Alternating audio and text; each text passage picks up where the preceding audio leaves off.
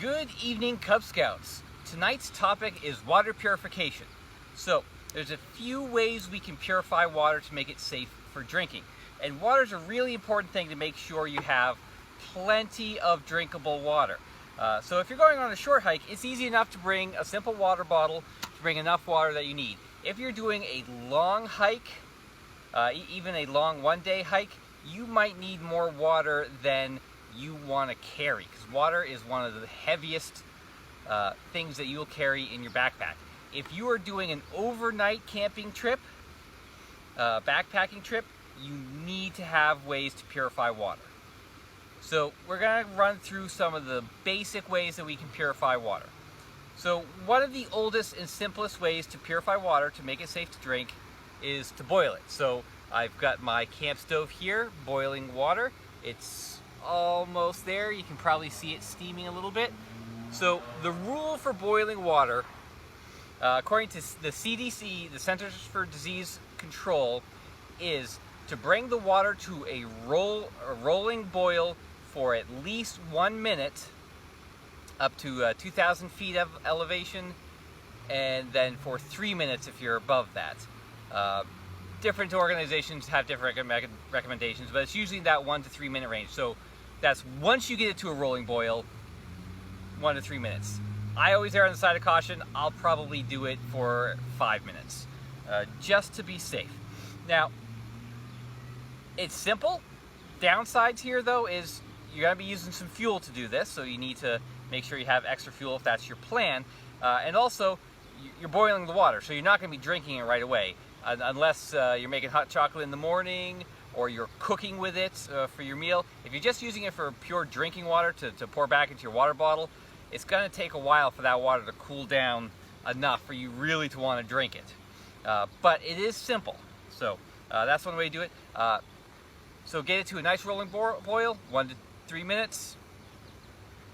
Be a little extra safe, is always good. Make sure you put the top on the pot. When I was a younger scout, I may have made the mistake of not putting the cover on the pot, and it wouldn't boil, and it wouldn't boil, and it wouldn't boil. And my scout leader came along and said, "Hey, put the lid on it." And a minute later it was boiling. So the next method we're going to look at is sanitation tablets. There's a lot of different types of these. So you've got ones like this. I've got two little bottles there. So one bottle is basically an iodine tablet, and that will purify the water. The other bottle is tablets to get rid of the iodine taste. A lot of people don't like the iodine taste. So good thing with this method, and also with the boiling method, you basically just scoop your water out of the stream or lake. That water's really boiling now, so I'm going to turn that off.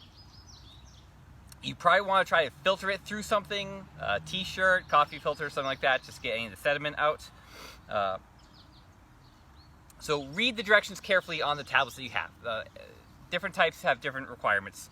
So this tablet, you put the iodine tablet in, and then you wait a half an hour, and then you put the neutralizer in and wait for 5 minutes. This version, you have to let sit for 4 hours for it to take effect. So that can be a big difference. So make sure you read and follow those directions.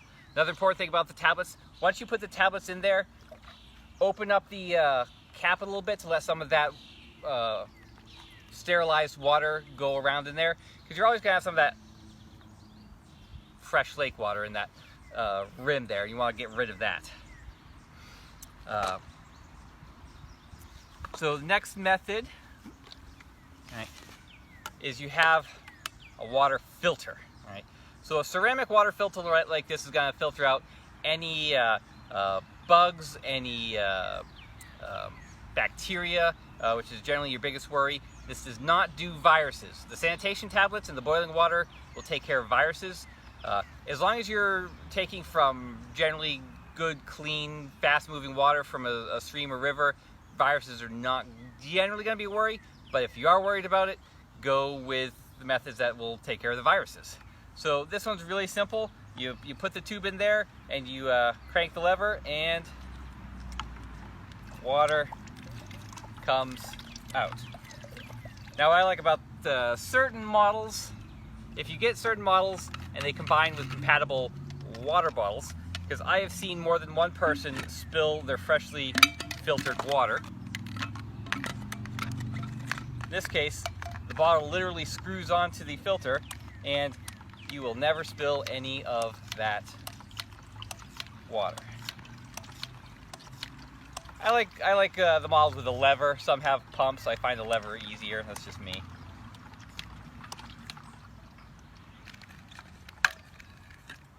But it's nice, fresh, safe, clean water. Always run it dry when you're done.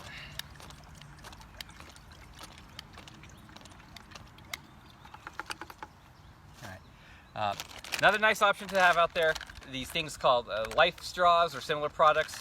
They're an emergency thing. They're not something you should plan on using. That's an emergency if you've run out of all other ways to make fresh water for you to drink. So think about what kind of trip you're going on and what kind of method is going to work best for you. Usually doesn't matter where I go. Even if I have the filter, I'm going to bring some of these sanitation tablets with me because err on the side of caution. These are small and light. They don't add much weight to you, so it's a good backup.